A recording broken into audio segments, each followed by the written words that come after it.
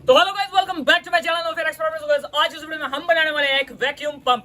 पिछली वीडियो में मैंने इस वैक्यूम पंप को बनाया था, लेकिन जहां तक मुझे लगता है इसे बनाना बहुत ही ज्यादा डिफिकल्ट है। लेकिन आज की वीडियो में हम बनाने वाले हैं एक वैक्यूम पंप, और वो भी बहुत ही ज्यादा आसान तरीके से। इसे बनाने के लिए सिंपली आपको चाहिए कुछ इस तरह का एक फैन, जो इलेक्ट्रिशियन की शॉप से आसानी से मिल जाता है। इस तरह के एक बॉक्स की, दो पाइप की और ग्लू गन की। तो चलिए फिर देर किस बात की, जल्दी से करते हैं वीडियो को शुरू। अगर आप चैनल पर रहे तो चैनल को कर लो जल्दी से सब्सक्राइब और वीडियो को कर लो जल्दी से like. So let's get started.